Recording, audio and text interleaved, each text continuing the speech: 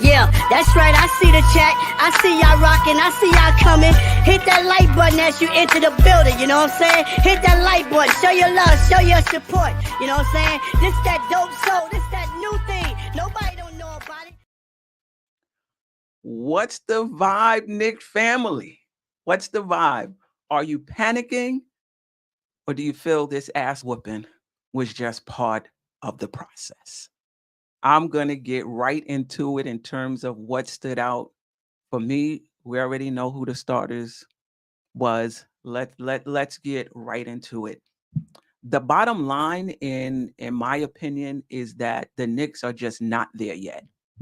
They're not there offensively, they're not there defensively, but that doesn't mean they won't get there. I think you have to keep in mind that the Knicks played a Boston team that not only were NBA champions, but they're bringing back their entire roster. So the continuity and the chemistry is there for them, right? The Knicks, on the other hand, without Randall, without Devo, without Hartenstein, without Mitchell Robinson, and 2 days or few days before the first game, lost two roster players in Landry Shamet, who reports were that he was going to make the team, and Precious Achua, right? So it's going to take time for the Knicks to gel. That being said, that ass whooping was just a bit too thorough, even for the turnover, the roster turnover that the Knicks had. Like, you expect, to be a bit disjointed, to give up a few open shots, maybe the offense doesn't flow as well, as it could or as it will 10, 20, 30 games into the season. But you still expect effort. You still expect the Knicks to hit most of their rotations. You expect them to look like they at least have been practicing, right? And we got none of it. And I get it. New team, new players, um recent injuries, but that shouldn't impact effort, right? Um yes, it will impact execution, but not to that extent. And listen. Boston approached that game like it was a playoff game. There was no drop off, no emotional drop off from their ring ceremony. They saw the Knicks, the moves that the Knicks did, to mirror them, to match them, to slow them down. And they had something, and they had something to prove, and they wanted to send a message that you not us. Not yet, anyway. And in all honesty, the Knicks aren't. Not yet, anyway. The Knicks really can't play five out the way Boston can play five out because of Josh Hart, right? The Knicks can't, every defender on the Knicks can't guard 1 through 5 like Boston can, right? Because of Jalen Brunson, because of Towns, right? You got Horford, who you could switch on the wing for a few seconds. You got Drew Holiday. I don't even know if it was a switch. I have to look at the game again. I think they just put him on Towns. But even on a switch, he can guard a big for a few seconds. You can't do that with the Knicks. Brunson is not guarding a big at all. Towns, you might be able to put on a wing player for a quarter of a second. Not much. But all of that being said, the Knicks don't have to mirror Boston.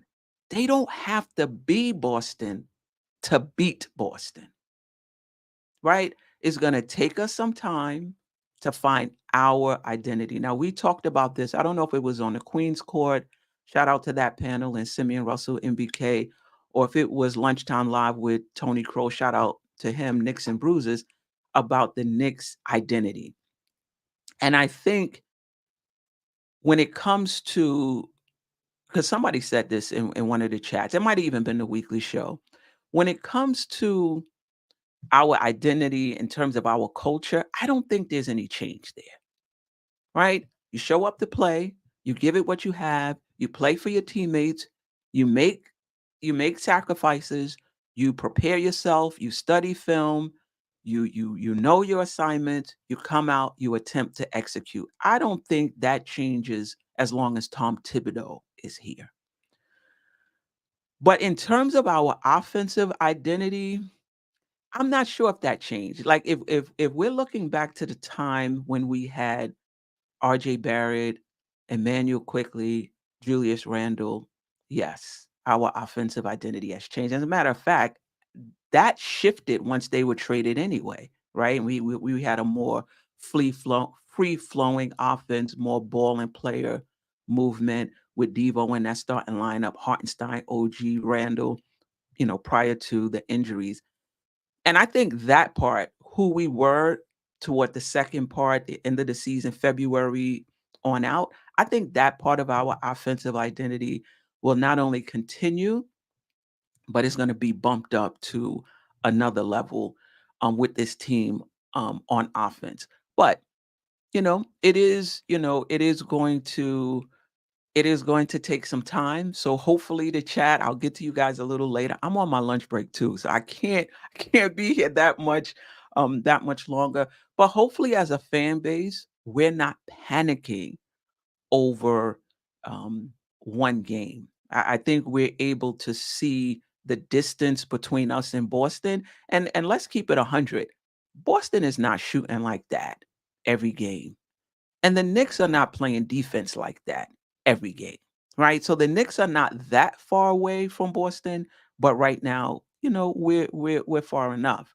So let me get into now the defense. My God, my God.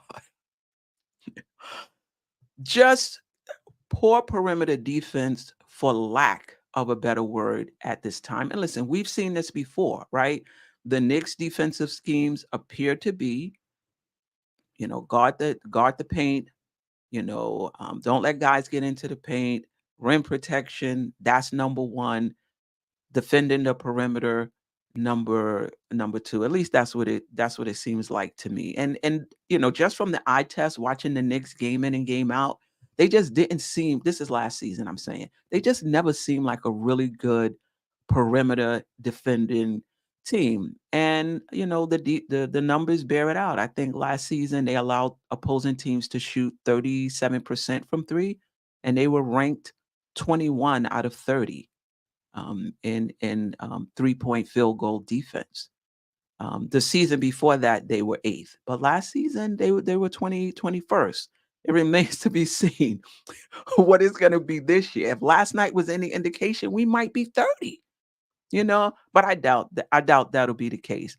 Boston shot 53% from the 3-point line in the first half. They shot 69% from the 3-point line in the third quarter. And for the game, it was 45.5%, which is phenomenal. But the only reason it came down to 45.5% was because they shot only 19% from three in the fourth quarter. I think they were, I want to say, 3 of 16 in that fourth quarter. I think they missed 13 straight three-pointers.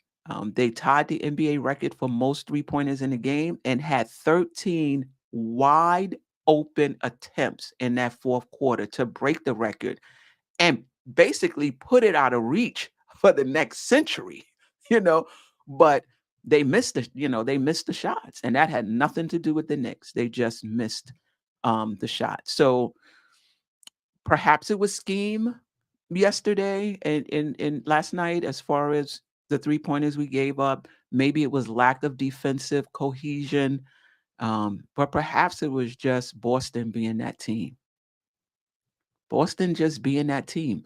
They are historically a 3-point shooting team. It seems like they live and die by that. And they lived by it last season, and it did them well. And if last night was any indication, that's going to be the same. So the Knicks are going to have to make some adjustments schematically when it comes to it. They're just a tough 3-point shooting team when they're on because every one of them can hit the three, and they're very aggressive with it. They're not passing it up. If they're open, whoever is open is hitting it.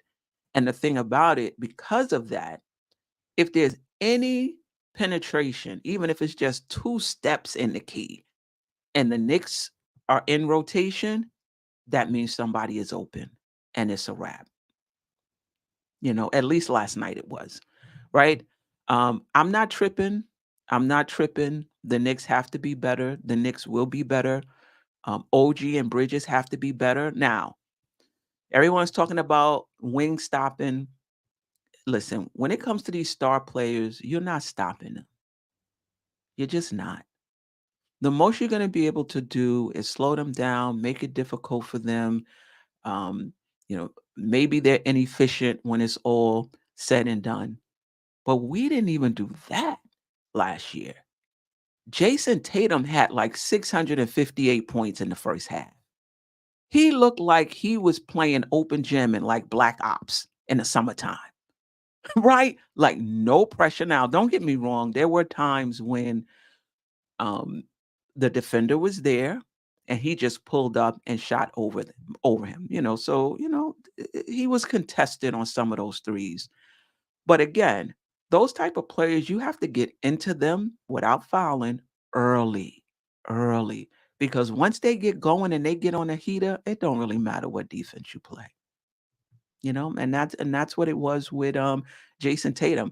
I do think he also had a point to prove, and maybe it was because of the Olympics, perhaps. But I think he wanted to prove a point to the Knicks. You loaded up on these wings, okay. I just want you to know it might not make much difference, you know, and that's how it looked. That's how it looked last night. And there's a lot of pressure on our wings because we don't have the rim protection of Mitchell Robinson because he's injured. We don't have the rim protection of Hartenstein because he's in OKC. But many of us thought that's not going to be too much of a big deal because we have our wings that's going to help keep traffic, keep, offensive players out the key. If that doesn't happen, it's going to be even rougher for the Knicks. So I expect OG and Mikal Bridges to be better, but the entire team has to be better. It can't just be those teams. If you know anything about defense, you do have to be on a string, right? So I expect both of them to be better, but I also expect the entire Knick team um, to be better. All right, let's talk about the player spotlight. And I got McBride's picture here. I'm going to talk about him, but I also want to talk about Towns and I want to talk about Bridges. I thought McBride was phenomenal last night. He took good shots, and even the contested shots that he took, he knocked down, right? And I think this may have been what the coaching staff and the front office was thinking about when they made that 2-for-1 trade or however many it was.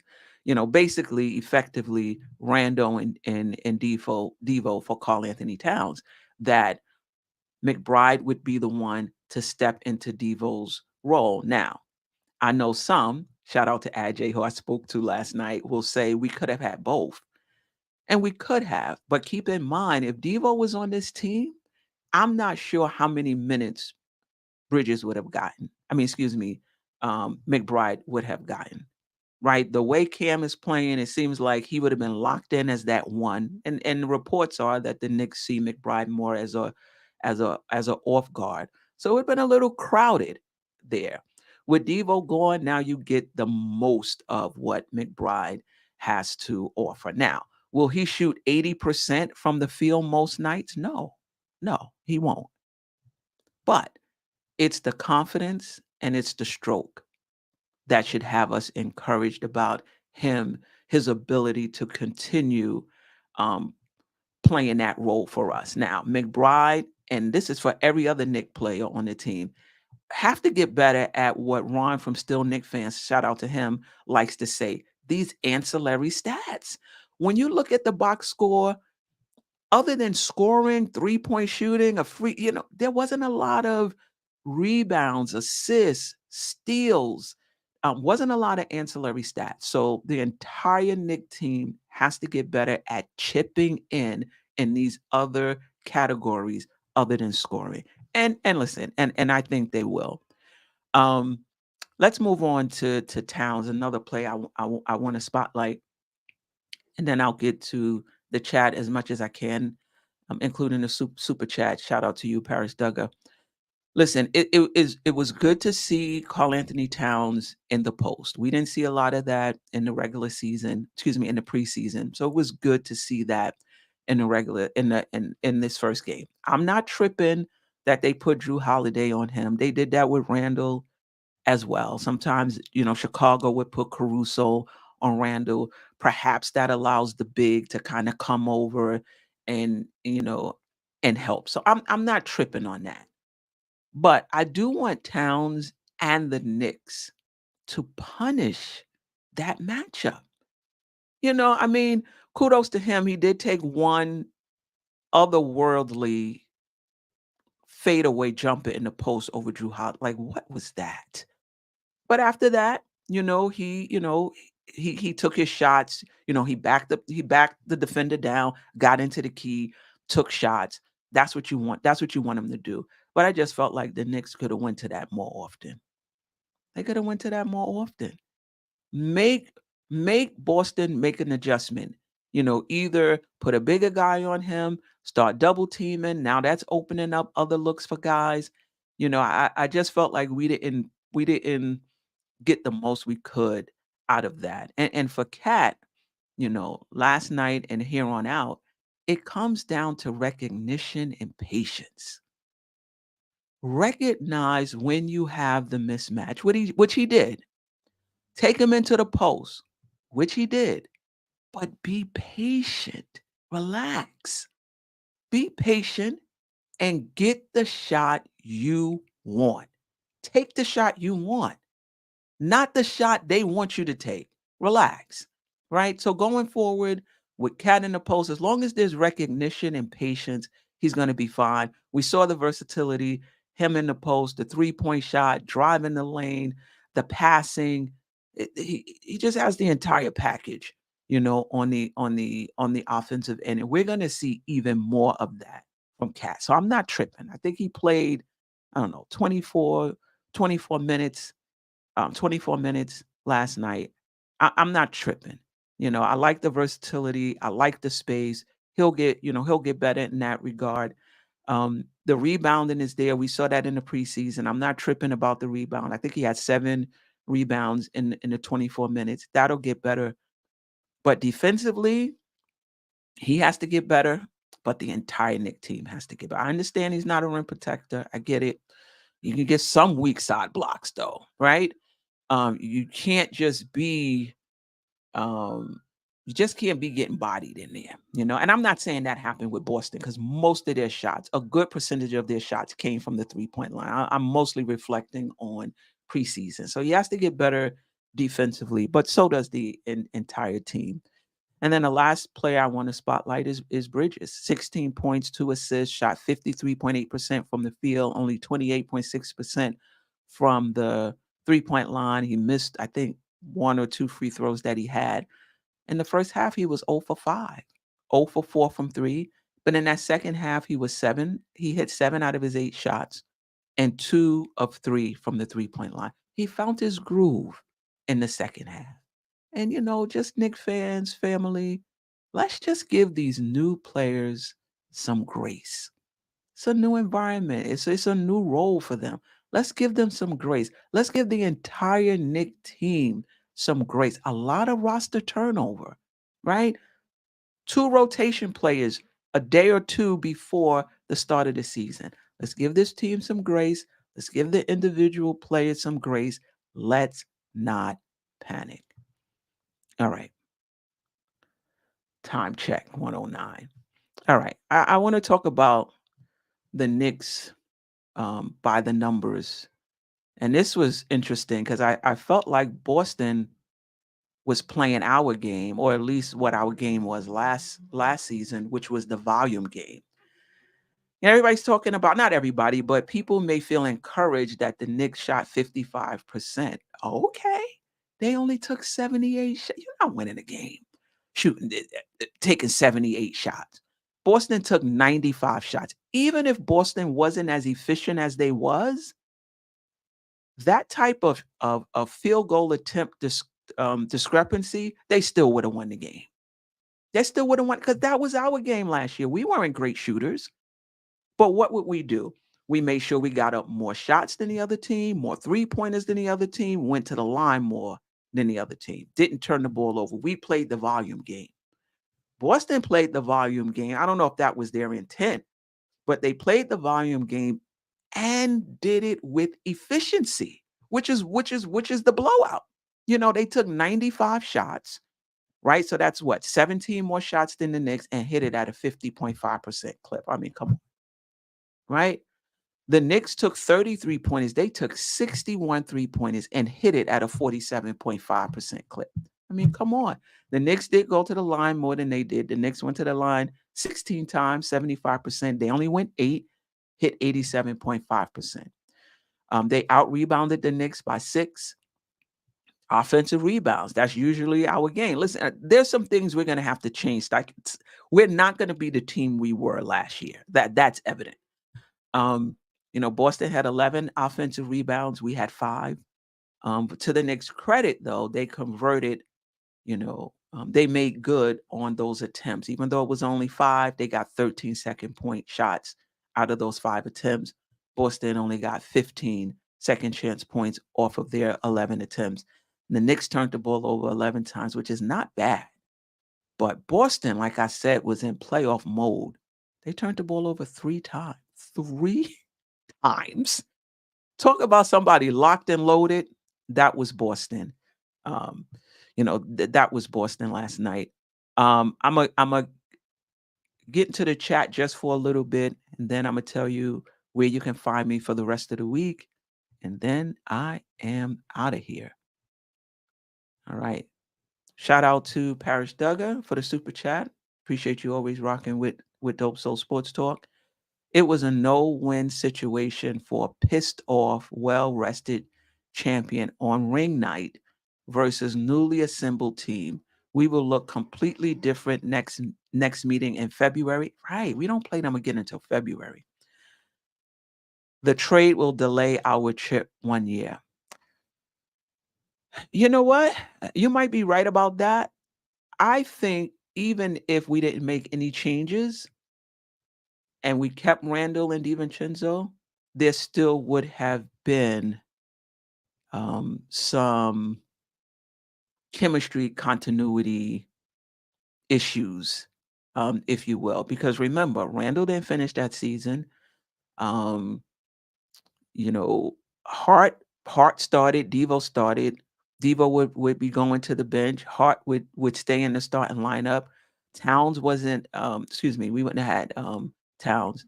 I still think had we stayed the same, there would have been. Mikal Bridges would have been new. OG wasn't he was a midseason trade, so he wasn't there coming out of training camp. I still think that team would have had some chemistry, would have needed to gel. Would it have been this many moving parts? Probably not. Probably not. I'll get to some of the chat. I won't be able to get to them all. Double D, appreciate you, is in the building early. All I can say is sit down, grab a drink, and strap in for a roller coaster ride. It's a long season, and they must establish chemistry, each one another, before they win anything. No doubt about it. Salute, JJ. I appreciate you. Yeah, I'm trying to catch up with you, Jerrell. You got that Die Hard Giants live podcast thumbnails pumping. I had to up my game a little bit. Appreciate you joining us. JJ said Bridges ain't a stopper. I've been telling people that. Yeah, I mean, I hope you're wrong, JJ. I hope you're wrong. But it didn't look like that last night. And the same thing with OG. It didn't look like that last night. Um, you know, we shall see. Um, all right. Let's just see. OG was out there just doing cardio at one point. We'll play better. I'm not worried. Yeah, I'm not worried either. Greg, appreciate you. He said Cat played soft. Appreciate you. Um, DKEJ21 threw away our identity to search for a new one. Yeah, yeah. That's the process.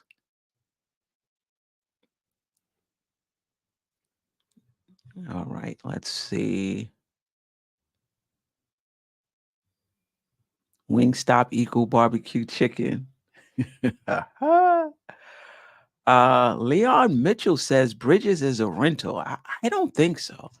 I don't think you give up 4 unprotected first round picks, a protected, lightly protected first round pick, a pick swap, and I believe a second rounder for a rental. I think he's here to stay. Now, obviously, if a Giannis becomes available, if a Joker becomes available, every player is available at that point. Other than that, though, I think he's here to saying. On DSNYK Queen, they saying Bridges not even better than RJ. Listen, he didn't look like it last night, you know. Um, but I'm not gonna go on just one game. Like if you've watched Bridges, his entire body of work, you know, RJ was definitely has been more efficient in Toronto last season at least. He's injured right now. Um, I think Bridges is better. And to JJ's point, he may not be a stopper, but I do think his defense is better than the RJ Barrett we saw when RJ, um, when RJ was here. Like Bridges is going to be okay, right? He's not a rental. He's going to be here to stay, and I think we're going to be um, okay. Kevin Bergen said RJ is nothing like Bridges. Come on now. Keith Turner, we gave up more picks than what the Lakers paid for AD. It was a different time. It was a different time. Listen, I'm not arguing that. I'm not arguing that. But if the Knicks felt like he was going to be key to what they were trying to do, you usually do overpay for players like that, and it remains to be seen whether it's an overpay, right? We'll see a year or two um, down the line. Um, you know, we shall see. I appreciate you guys rocking with me. Like I said, I'm on my lunch break as well. Um, this is the keys to the next game. Listen, when you get beat down like the Knicks got beat down, there's nothing, there's the keys to the game is simple. You got to play better defense, period. Remember, Indiana Pacers are another juggernaut of an offensive team.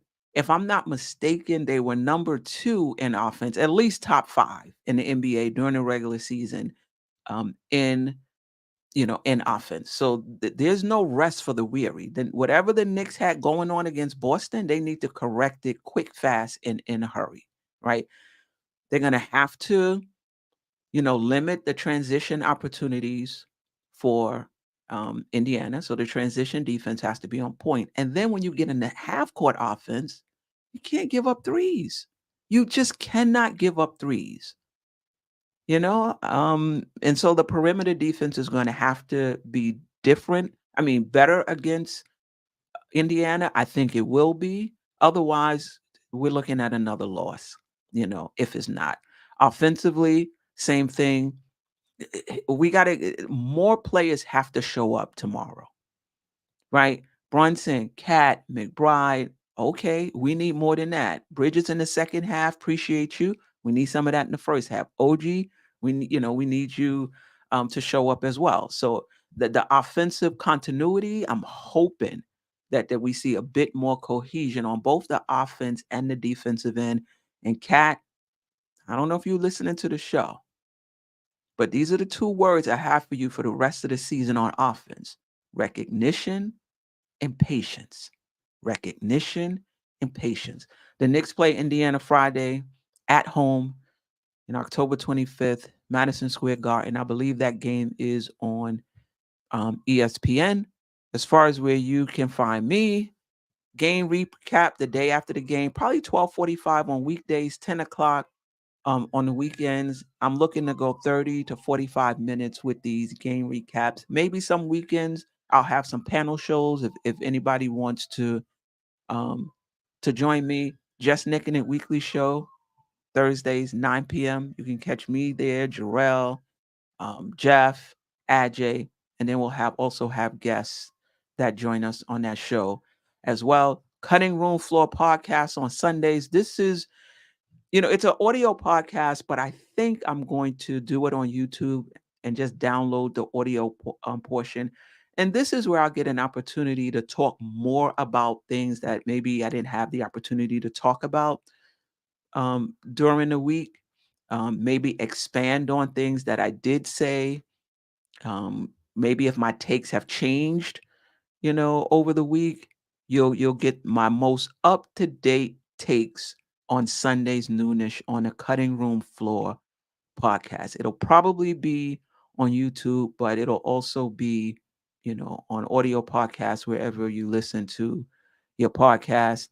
And of course, I'm back where it all started for me. Queens Court, Mondays, 7:30 p.m. Nothing but Knicks. Me, Tony Crow from Knicks and Bruises, Lady and the Chef from Two Knicks Chicks, and Jeff Klafter, resident panelist of DopeSoulSports Talk, and also the creator of his sports blog. It's a daily sports blog, Happily Ever Klafter. So check him out there as well. I'll put the links in the description.